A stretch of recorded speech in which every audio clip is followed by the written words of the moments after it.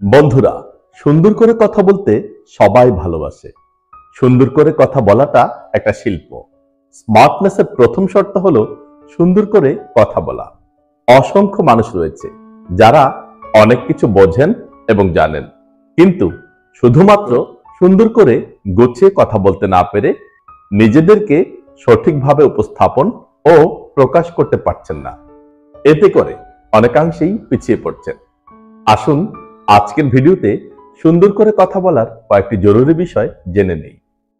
যা কিছু বলবেন অবশ্যই আত্মবিশ্বাসের সাথে বলবেন। মাঝে মধ্যে ভুল হলেও তা পুনরায় সংশোধন করে নিন। শুদ্ধ উচ্চারণ করে প্রতিটি শব্দ বলা অভ্যাস করুন। যখনই পরিবার কিংবা যে কোনো পরিবেশে কথা বলবেন, চেষ্টা করবেন শুদ্ধ উচ্চারণে কথা বলার জন্য।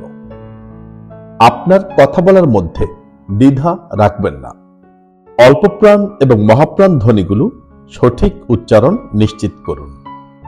মহাপ্রাণ ধ্বনিগুলো যেগুলো উচ্চারণ করার সময় মুখ থেকে বাতাস একটু জোরে বের হয়, সে ধ্বনি সংশ্লিষ্ট শব্দগুলো স্পষ্ট উচ্চারণ করুন।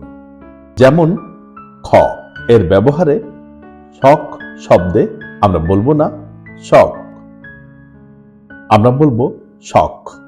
ঘ এর ব্যবহারে ঘর শব্দে আমরা বলবো না গড়, আমরা বলবো ঘর। ছ এর ব্যবহারে মাছ শব্দে আমরা বলবো না মাছ, আমরা বলবো মাছ।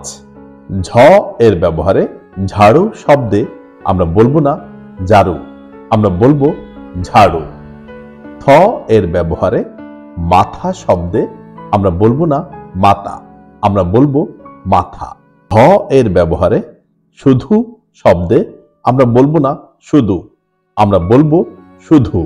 হ এর ব্যবহারে ফেল শব্দে আমরা বলবো না ফেল, আমরা বলবো ফেল। এ জাতীয় শব্দগুলো স্পষ্ট উচ্চারণ করে অভ্যাসে পরিণত করুন। জোরে জোরে শুদ্ধ উচ্চারণে কবিতা, গল্প, সংবাদ পাঠ করুন।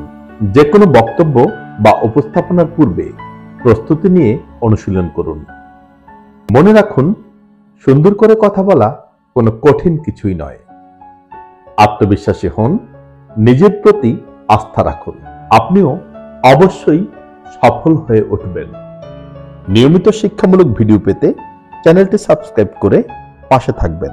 ধন্যবাদ।